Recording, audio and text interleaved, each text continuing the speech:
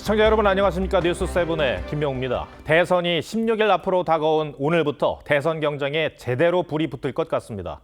우선 잠시 뒤 진행되는 첫 TV 토론을 통해 국민들은 후보들의 말 한마디와 태도까지 면밀히 평가할 것이고 어수선하기만 하던 국민의힘도 윤석열 전 대통령의 탈당을 계기로 전열을 재정비하고 나섰습니다.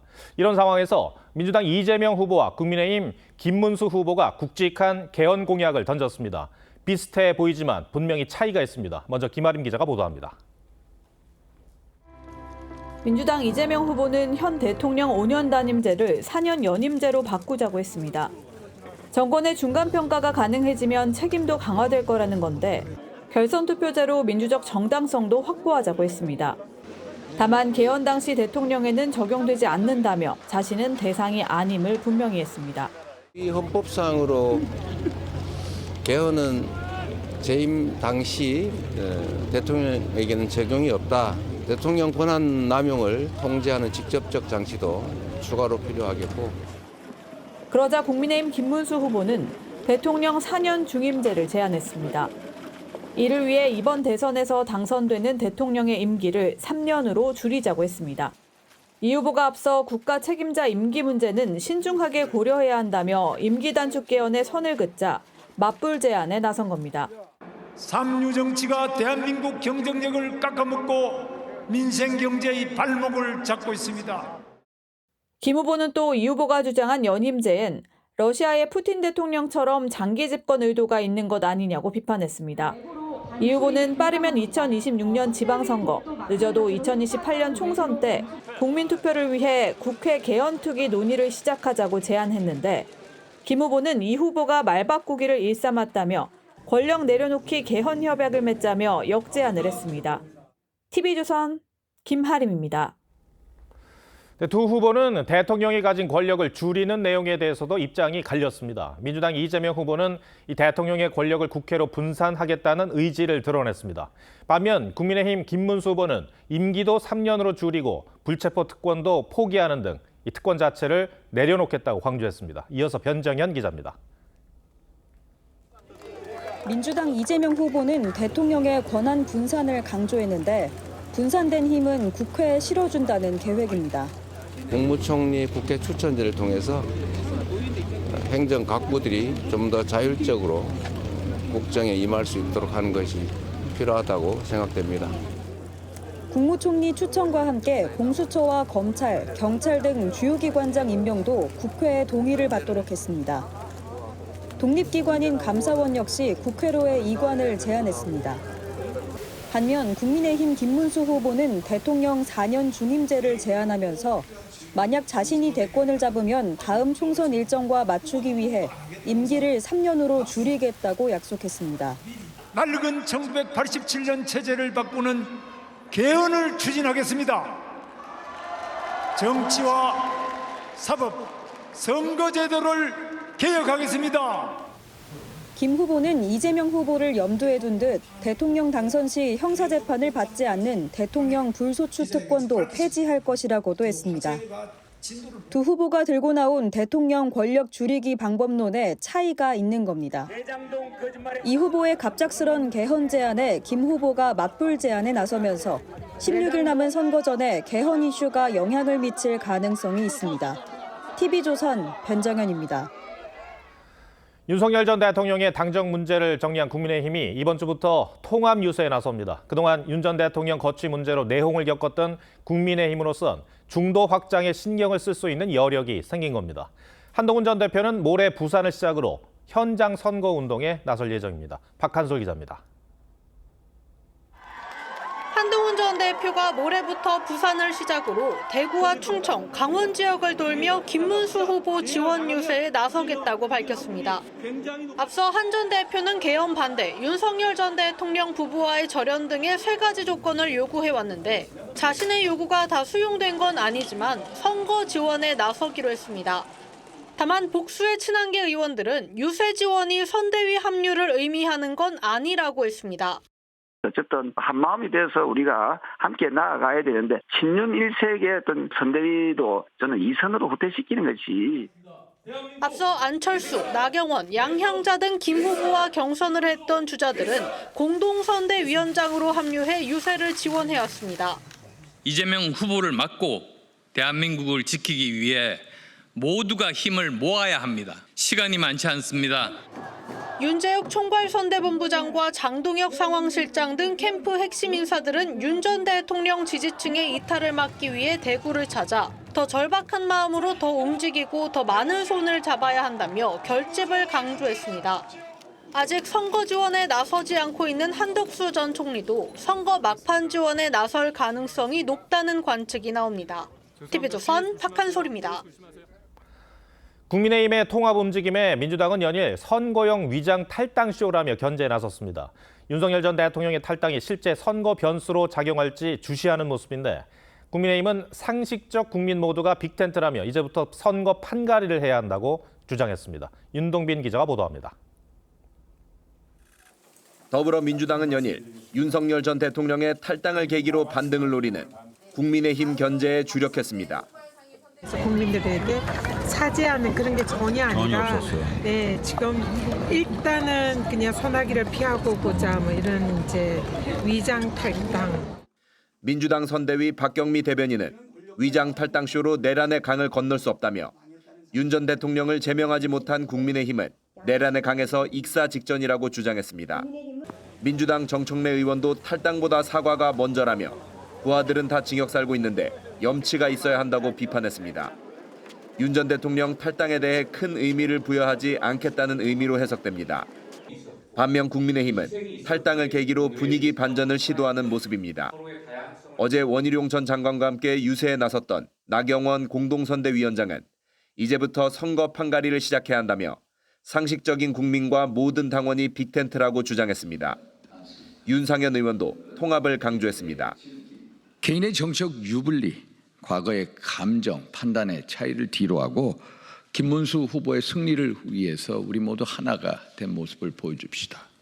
김용태 비상대책위원장은 금호타이어 화재 대피소를 방문해 경기 침체를 막기 위해 정부가 고용 위기 지역 지정 여부를 신속히 검토해달라며 민생 행보를 이어갔는데 일종의 역할 분담이란 해석이 나옵니다. TV조선 윤동빈입니다. 오늘 저희 뉴스가 끝난 직후인 저녁 8시부터 대선 후보들의 첫 번째 TV 토론이 열립니다. 주제는 경제입니다. 후보들은 공개 일정을 최소화하면서 이 TV 토론 준비에 매진했는데 토론 시작 전부터 기싸움이 치열했습니다. 황정민 기자입니다.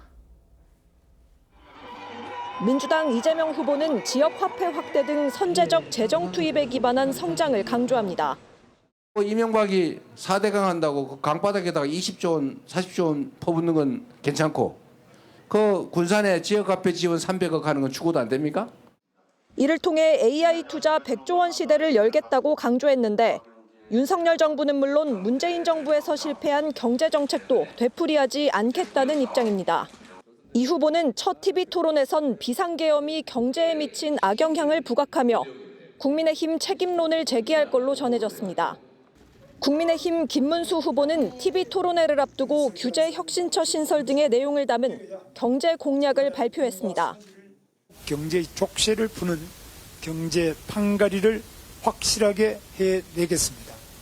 경제 판가리의 핵심은 규제 개혁입니다. 각 부처에 흩어진 규제 완화 업무를 총괄하는 규제 혁신처를 만들고 유연 근무 요건도 완화해 주 52시간제를 자율적으로 운영할 수 있도록 개선할 거라고 했습니다. 김 후보는 토론에서 이재명 후보의 정책은 현실성 떨어지는 포퓰리즘이자 미래 세대 부담을 가중시키는 어음남발이라고 비판할 예정입니다. 개혁신당 이준석 후보는 이재명 후보에겐 커피 원가 120원 발언을, 김문수 후보에겐 원론적 수준에 그친 공약을 따져 물을 계획입니다. 민주노동당 권영국 후보는 이재명 후보와의 진보 성명성 경쟁을 펼칠 걸로 보입니다. 중앙선관위 주최로 8시부터 2시간 동안 진행되는 토론회는 TV조선도 생중계합니다. TV조선 황정민입니다. 네, 전해드린 것처럼 오늘 TV 토론의 주제가 경제인데 이 리포트에서도 잠깐 언급했습니다만 이재명 후보의 이틀 전 커피 한 잔 원가 120원 발언 논란이 부각될 수도 있어 보입니다. 6년 전 경기지사 시절 계곡 불법 영업 상인들을 설득하는 과정에서 한 말이었고 이 과거 발언을 소개한 거란 이 민주당 설명에도 소상공인들은 현실을 너무 모른다는 반응을 보였습니다. 전정원 기자입니다. 민주당 이재명 후보의 커피 원가 120원 발언은 이틀 전 군산 유세 현장에서 나왔습니다. 닭죽을 팔지 말고 커피와 차를 팔아라. 커피 한 잔 팔면 8,000원에서 10,000원을 받을 수 있는데 원가가 내가 알아보니까 120원이더라. 이 후보는 경기지사 시절인 지난 2019년 계곡 부근에 불법 평상을 만들어 놓고 야영객들에게 닭죽을 팔았던 상인들에게 업종 전환을 권유하는 과정에서 커피 원가가 120원이라는 발언을 했습니다. 국민의힘 김문수 후보는 자영업자를 마치 악덕 사업자처럼 보면서 민생경제를 살린다는 건 어불성설이라고 꼬집었고, 개혁신당 이준석 후보도 자영업자 눈에 피눈물 나는 발언을 쉽게 해선 안 된다고 지적했습니다. 자영업자들은 현실을 너무 모르는 것 아니냐는 반응을 보였습니다. 도대체 어떻게 계산된 건가 좀 의문스러웠는데요. 믹스커피를 생각한 게 아니냐 뭐 이런 말, 이렇게 현실을 좀 잘 모르고 있다는 거에 대해서 좀 아쉽게 생각이. 3천만 원, 9천만 원짜리 이게 얼음과 물가, 다 포함하면은 120원 원 말도 안 돼. 다만 비현실적인 발언은 아니란 반응도 있었습니다. 어떤 원두를 사용하느냐에 따라서 그 금액이 나올 수 있어요. 현실적인 건 아닌 것 같습니다. 민주당은 120원은 5년 전 커피 한 잔의 원두 원가를 말한 것이라며 자영업자 생계 보장을 위해 최선을 다했다는 취지라며 확대 해석과 억측을 말아달라고 당부했습니다. TV조선 전정원입니다.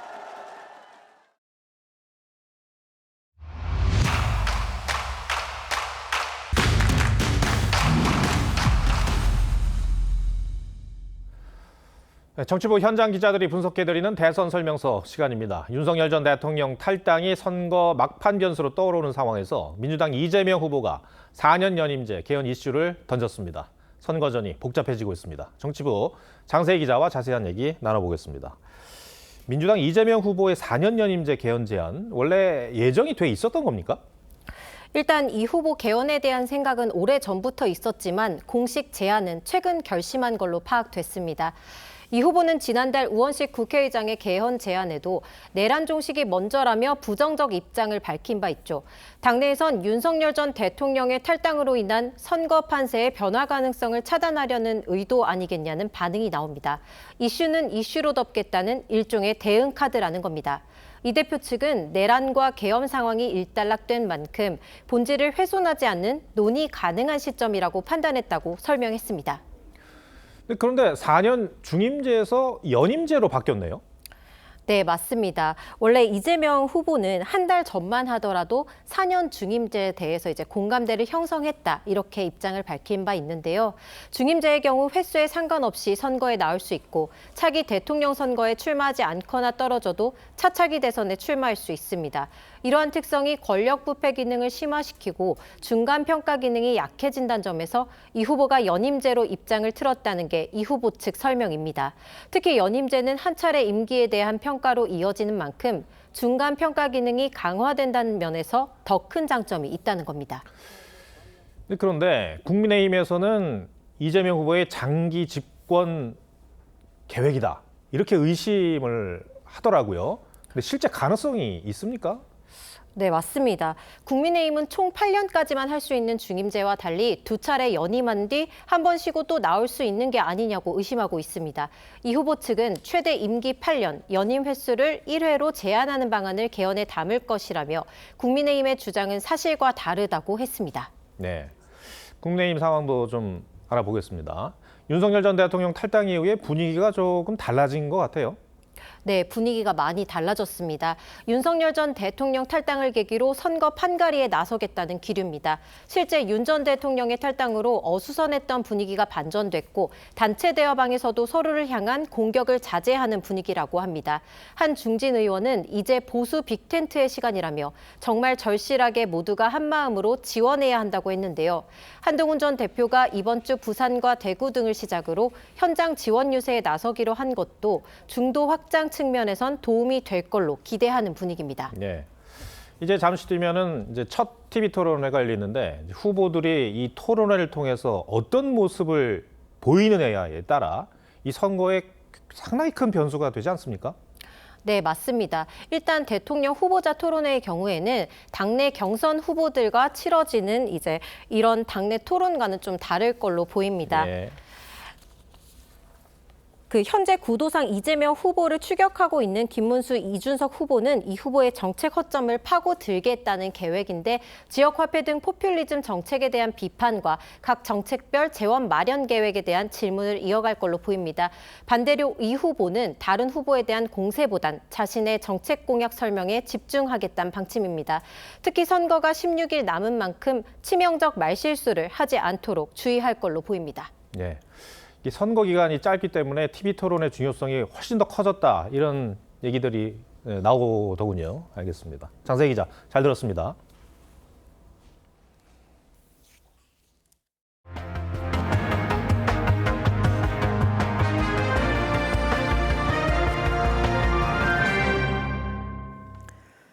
광주 5.18 민주화 운동이 일어난 지 45년이 되는 날입니다.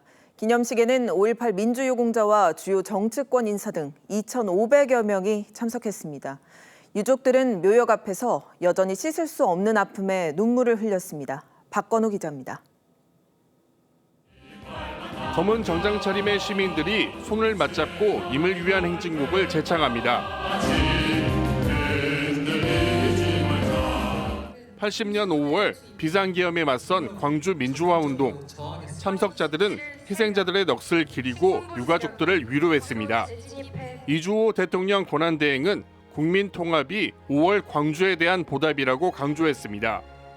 서로의 다름을 존중하고 아픔에 공감하며 함께 미래를 향해 나아가는 것이야말로 5월의 광주에 대한 진정한 보답의 길이라. 기념식이 끝난 뒤에는 이곳 묘역에서 유족과 시민들의 참배가 이어졌습니다.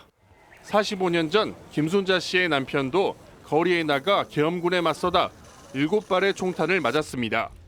병원에서 치료를 받고 기적적으로 살아남았지만 충격과 후유증으로 10여 년 뒤 일찍 세상을 떠났습니다. 너무 불쌍해 죽겠어. 눈물 나 죽겠어. 45년이 지나도 지금도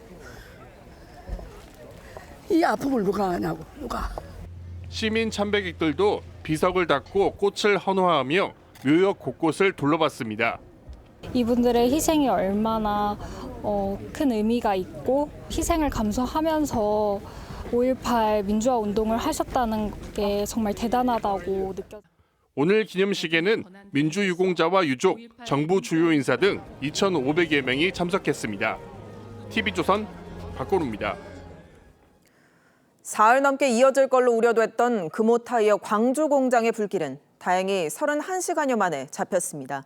전국에서 동원됐던 장비들이 철수하고 소방 대응 수준도 1단계로 내려갔지만 주변 주택가로 퍼져나간 유독가스와 매캐한 냄새 때문에 주민들 불편은 여전합니다. 김준석 기자입니다. 샌드위치 패널이 불에 타 바닥에 널브러져 있고 콘크리트 구조물은 새까맣게 그을려 뼈대만 남았습니다. 혹시 모를 잔불을 끄기 위해 소방 펌프차는 연신 물대포를 쏘아댑니다. 어제 오전 시작된 금호타이어 광주 공장 화재에 큰 불길이 모두 잡혔습니다. 발생 31시간 만입니다. 화재 진화율이 굉장히 빠르게 올라가서 90%에서 95% 정도의 진화율을 보였고 국가소방동원령까지 발령됐던 대응 체제는 해제됐습니다. 이번 화재로 금호타이어 광주 공장 내 2공장의 절반 이상이 소실된 것으로 파악됐습니다.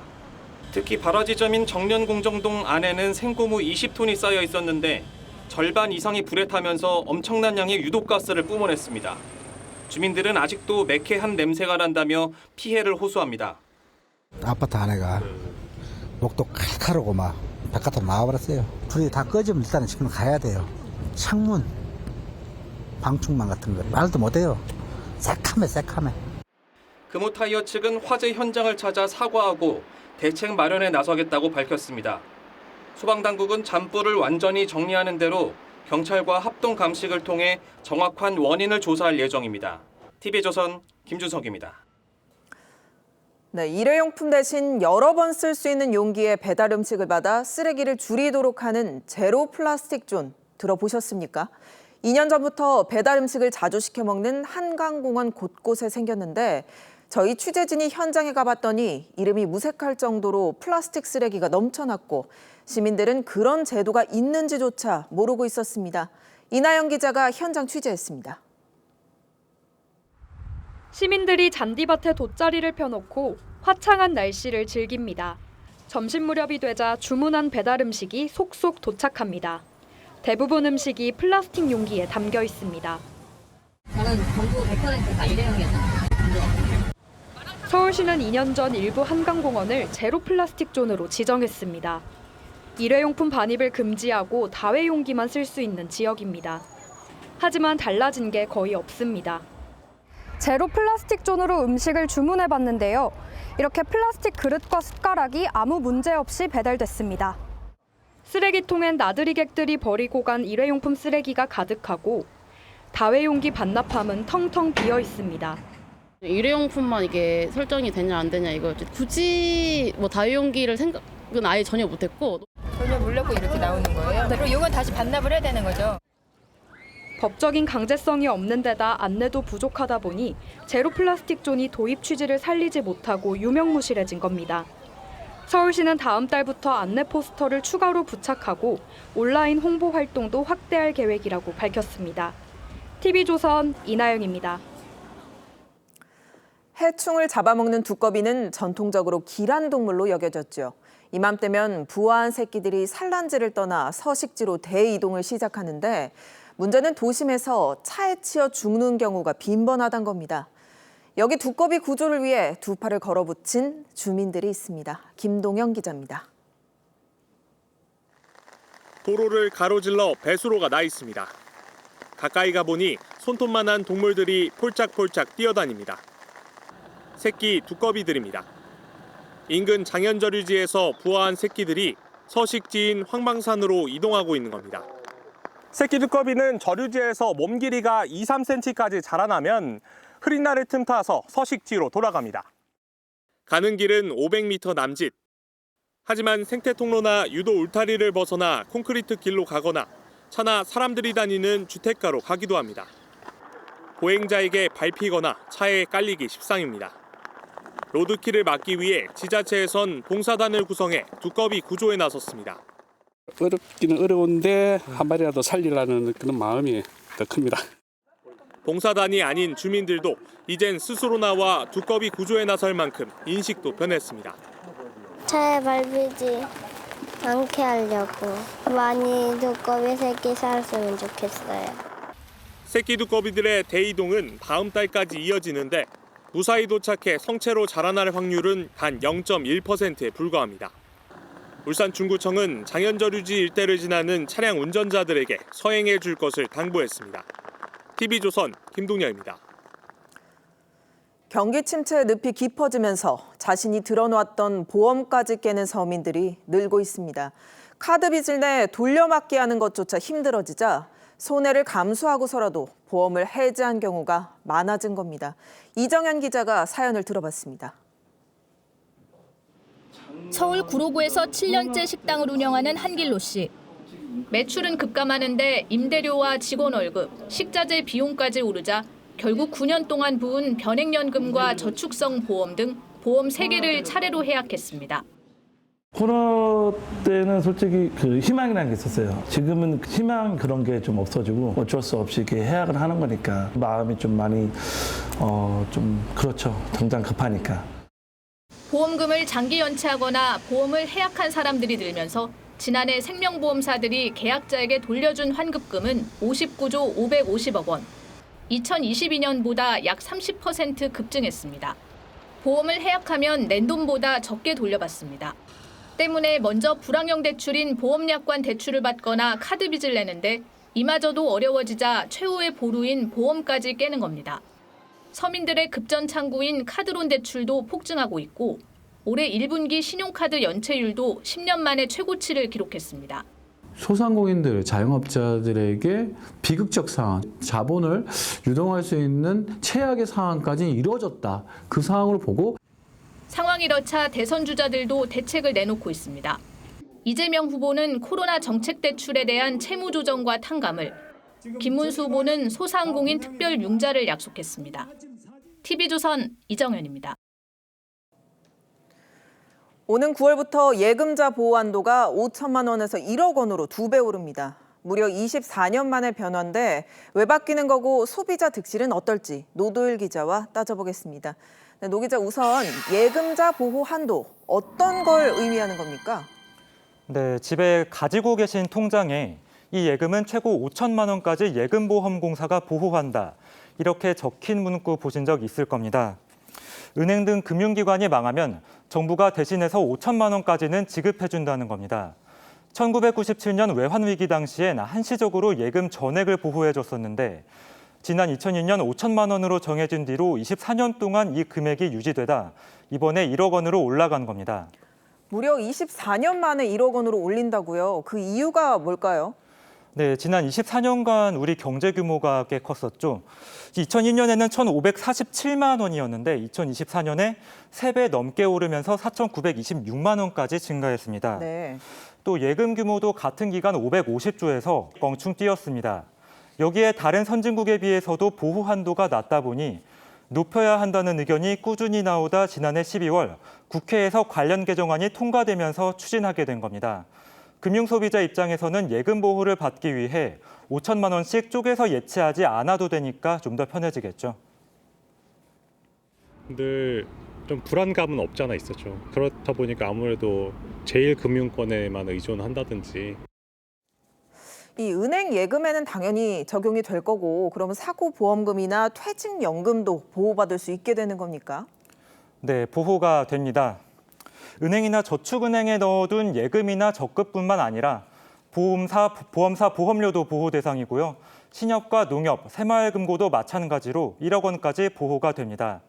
다만 증권사에 투자를 하려고 계좌에 넣어둔 돈인 예탁금은 보호가 되는 반면 이 돈으로 투자를 한 주식, 펀드, 채권 등은 보호 대상이 아닙니다.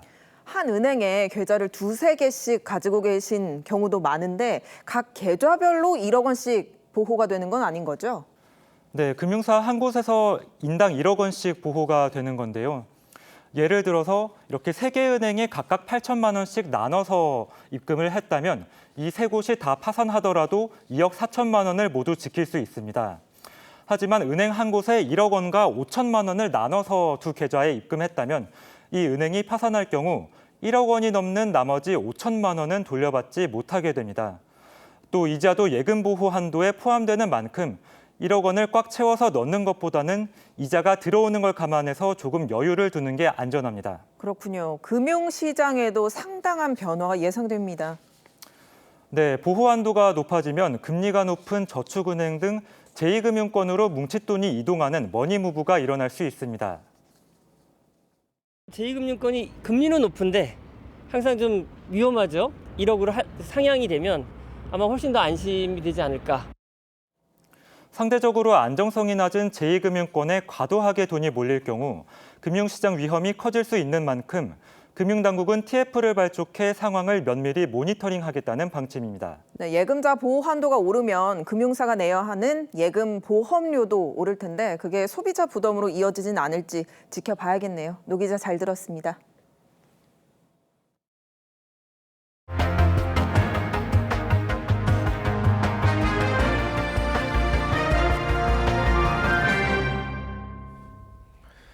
세계 최대 닭고기 수출국인 브라질에 고병원성 조류 인플루엔자가 발생해 정부가 수입을 전면 중단했습니다. 국내에선 프랜차이즈 제품에 브라질산 닭고기를 많이 쓰는데 수입이 막히면서 가격이 오를 수 있다는 우려가 나옵니다. 이회림 기자가 보도합니다. 양계장 앞에 큰 구덩이를 파고 오염물질을 묻습니다. 양계장 안은 텅 비었습니다. 지난 16일 브라질 상업용 양계장에서 발생한 고병원성 조류 인플루엔자 때문입니다. Esses 57 anos, como a gente já falou, nunca aconteceu problema, porque eu não me lembro. A gente sempre está em cima para cuidar ao máximo para não ter os problemas. 우리나라를 비롯해 유럽연합, 중국, 멕시코 등은 즉시 브라질산 계란과 병아리, 닭고기 수입을 금지했습니다. 전 세계 닭고기 수출의 3분의 1을 차지하는 브라질의 공급이 끊기면서 전 세계 식품 물가 관리에 비상이 걸렸습니다. bloqueio das exportações brasileiras por conta da gripe aviária deverá fazer o preço ficar mundialmente mais caro. 우리나라도 지난해 전체 닭고기 수입량의 86%, 소비량의 5분의 1을 브라질산에 의존하고 있습니다. 특히 프랜차이즈에서 판매되는 순살 치킨과 햄버거 패티 등에 많이 쓰여 관련 제품 가격에 영향을 줄 수 있습니다. 순살 치킨 이런 경우에는 이제 브라질산 닭고기를 주로 활용을 하기 때문에 조류 독감으로 인해서 가격 인상이 굉장히 우려가 된다. 정부는 대체 수입처를 찾는 등 공급 확대 방안을 마련하겠다고 밝혔습니다. TV조선 유혜림입니다.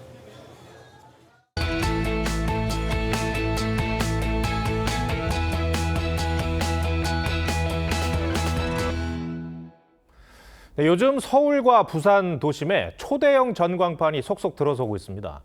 영화관 스크린 같은 대형 화면에 펼쳐지는 화려한 영상이 시선을 멈추게 만듭니다. 오늘 트렌드 리포트 요즘에서는 한국의 타임스퀘어를 노리는 도심 속 전광판 전쟁을 윤우리 기자가 소개합니다. 서울 광화문 한복판에 들어선 디지털 5개 전광판. 가로 22m, 세로 60m로 농구 코트 3개가 합쳐진 것과 비슷합니다. 세종대왕과 이순신 동상으로 대표됐던 광화문에 새로운 문화 콘텐츠가 자리한 겁니다. 광고판 생기고 하면서 좀 더 현대적인 느낌으로 변화가고 있는 것 같고 앞으로 이제 광고판이 더 많이 생기게 됐을 때 느낌이 좀 궁금하긴 합니다. 4km 밖에서도 보이는 대형 전광판은 하루 평균 10만 명 유동인구의 시선을 사로잡습니다. 광화문에 대형 전광판이 가능해진 건 지난해 정부가 규제를 완화하면서부터인데 이후 서울 명동과 부산 해운대 일대에도 초대형 5개 전광판이 속속 들어서고 있습니다. That look like inside New York on Times Square. So amazing, really. 맞춤형 광고가 어렵다는 단점도 신기술을 만나 극복 가능해졌습니다. 대형 쇼핑몰 안에 설치된 디지털 광고판인데요. 이 광고판 가까이에 달린 카메라가 광고를 보는 사람의 나이와 성별 등을 분석해서 맞춤 광고를 내보내게 됩니다. 규제 완화에 신기술이 더해지면서 디지털 5개 광고 시장은 3년 전 매출 1조 원을 돌파한 뒤 성장세를 이어가고 있습니다. AI 기술 기반으로 날씨뿐만 아니라 유동인구를 분석한 광고 송출까지 가능하기 때문에 TV 광고와 잘 융합된다면 기업들이 시너지를 낼 수 있을 거라고 생각하고 있습니다. 도시를 대표하는 콘텐츠로 진화 중인 디지털 5개 전광판. 한국의 타임스스퀘어를 향한 경쟁도 치열해지고 있습니다. TV조선 윤우리입니다. 네, 날씨가 화창해지면서 캠핑 같은 야외 활동이 많아지고 있습니다. 이럴 때일수록 참 진드기를 조심하셔야 합니다. 이 참 진드기에 물려 특정 바이러스에 감염되면 치명률이 18%나 된다고 합니다. 임서인 기자가 취재했습니다. 풀과 나무가 우거진 숲 곳곳에 흰색 자루를 놓습니다. 참진드기를 잡는 덫으로 안에는 드라이 아이스가 가득합니다. 원도 이산화탄소를 내뿜는 거를 감지를 해서 얘네가 먹이를 찾는 거라서 그래서 드라이아이스를 통해서 이산화탄소를 발생시켜서 경기도 포천의 4개 지점에서 총 6시간 동안 잡힌 진드기 수는 모두 114마리입니다. 기온이 오르면서 지난달보다 100마리 가까이 더 잡혔습니다. 대부분 이제 유충, 약충은 이렇게 크기가 좀 작은 편이고요. 그다음에 이제 성충이 이렇게 크기가 큰 편입니다. 참진드기에 물리면 중증 열성 혈소판 감소 증후군 SFTS에 감염될 수 있는데 국내에선 최근 한 달 사이 3명이 걸려 1명이 숨졌습니다. 치명률은 18.5%로 첫 환자가 발생한 2013년 이후 지난해까지 2,065명이 감염돼 381명이 숨졌습니다. SFTS 질병이 백신이라든지 아니면 치료제가 없고요. 그리고 지속적으로 이 질병에 걸린 사람들이라든지 사망자가 증가하고 있기 때문에 특히 기온이 오를수록 개체수가 늘어 이맘때 각별한 주의가 필요합니다. 매우 위험한 질병입니다. SFTS 바이러스에 감염이 되면 고열, 오심, 구토 등의 증상이 나타납니다. 방역당국은 야외 활동 시 가급적 긴 옷을 입고 몸이나 옷에서 진드기를 발견할 경우 신속히 병원에 가 제거하라고 당부합니다. TV조선 임서인입니다. 새로운 교황의 시대가 열렸습니다. 우리 시간으로 조금 전 5시부터 바티칸 성베드로 광장에서 제267대 교황 레오 14세 즉위 미사가 시작됐습니다. 전 세계에서 모인 25만 명이 지켜본 가운데 레오 14세 교황은 사랑과 통합을 강조했습니다. 신은서 기자입니다. 신임 교황 레오 14세가 전용차에 올라 성베드로 광장을 돌며 환호하는 신자들에 인사합니다. 성 베드로 대성전에 안장된 초대 교황 성 베드로의 무덤에 참배하고 야외 제단으로 이동합니다. 현지 시간 오늘 교황 레오 14세의 즉위 미사가 거행됐습니다. 양을 어깨에 매는 목자의 상징 흰색 어깨띠 팔리움과 성 베드로의 계승자를 의미하는 어부의 반지를 착용하면서 교황 업무가 시작됐음을 공식 선포했습니다. 전 세계 신자 12명의 순명 맹세 뒤 교황은 강론을 통해 오늘날 불화와 증오, 경제 논리가 낳은 상처들을 보고 있다며 사랑과 화합을 강조했습니다. Noi vogliamo essere dentro questa pasta un piccolo lievito di unità, di comunione, di fraternità. 200여 개 대표단 등 약 25만 명이 현장에서 지켜본 것으로 추산됩니다. It's a great honor for God to choose and to bless the choice of the cardinals of a cardinal from America. 레오 14세 교황은 즉위식 이후 각국 정상과 고위 인사들을 맞이합니다. 첫 미국 출신 교황인 만큼 벤스 부통령이 이끄는 미국 대표단은 교황을 따로 만나 우크라이나 종전 문제 등을 논의할 전망입니다. Certainly is a place that I would think that both sides would be comfortable coming. 젤렌스키 우크라이나 대통령도 서방 지도자들의 종전 협상 결과 등을 설명할 것으로 전해졌습니다. 이번 즉위 행사에 우리나라에선 염수정 추기경과 이용훈 주교, 유인촌 문체부 장관 등이 참석했습니다. TV조선 신은서입니다. 미국 뉴욕의 명물 브루클린 다리를 지나가던 멕시코 대형 범선이 다리와 충돌하는 사고가 났습니다. 200명 넘게 타고 있던 이 배에서 최소 2명이 숨지고 19명이 다쳤는데 사고 원인은 기계 결함으로 추정됩니다. 류주현 기자입니다. 화려한 전구를 단 대형 범선이 서서히 다리에 부딪힙니다. 충돌 여파로 돛대 3개가 연달아 부러집니다. 현지 시간 17일 오후 8시 20분, 멕시코 해군 훈련함 ARM 카우테모코가 미국 뉴욕시 이스트강을 운항하던 중 브루클린 다리와 부딪혔습니다. 2명이 숨지고 중상자 2명을 포함해 19명이 다쳤습니다. CNN은 사망자 2명이 돛대 위에서 추락했다고 전했습니다. 사고 당시 돛대 위에선 다수의 승선원이 목격됐습니다.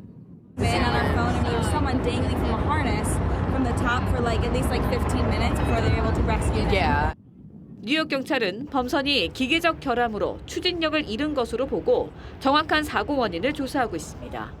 The pilot, the captain that was maneuvering the ship lost, I guess, power of the ship and the current mechanical function caused the ship to go right into the pillar. 현지 당국은 사고 직후 다리 통행을 폐쇄했다 손상 여부를 평가한 뒤 재개통했습니다. 해군 사관학교 졸업생들의 훈련을 위해 지난달 6일 멕시코를 출발한 카우테모코는 277명을 태우고 아이슬란드로 향하던 중이었습니다. TV조선 류주현입니다. 네, 프로야구가 역대 최소 경기로 400만 관중을 돌파했습니다. 한화 이글스가 연속 홈경기 매진 신기록을 세운 가운데 각 팀의 순위 다툼이 치열합니다. 김관 기자입니다. 대전, 잠실, 부산, 광주, 울산이 관중으로 들어찼습니다. 400만 돌파, 역대 최소 230경기만입니다. 자고 일어나면 바뀌는 그 어느 때보다 치열한 순위 다툼이 이어지는 가운데 한화는 18경기 연속 홈경기 매진이라는 신기록을 세웠습니다. 어제 폰세 한 경기 탈삼진 18개 신기록 장면을 지켜본 기존 기록 보유자 류현진은 오늘 SSG를 상대했습니다. 하지만 제구력 난주에 시달렸고 78개를 던져 4실점하며 3이닝밖에 버티지 못했습니다.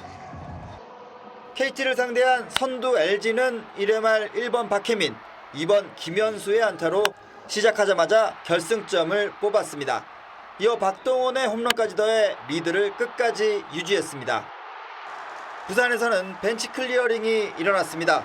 롯데가 2대0으로 2점 앞서 있던 5회 삼성 선발 투수 이승현이 헤드샷으로 퇴장을 당했고 박앤 투수 양창섭이 3점 홈런을 허용한 뒤 곧이어 나온 롯데 윤동희에게 위협구를 던졌습니다. 격분한 롯데 김태형 감독이 벤치를 박차고 나왔고 양팀의 벤치 클리어링이 이어졌습니다.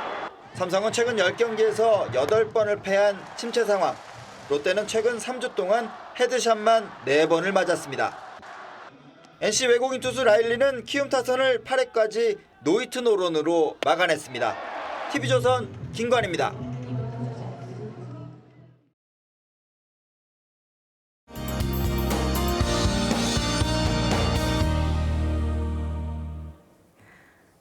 오늘은 맑은 하늘이 드러나며 곳곳이 나들이 객들로 가득한 휴일이었는데요. 다만 내일은 다시 비 소식이 있습니다. 내일 오후부터 중부지방은 비구름이 유입되겠는데요.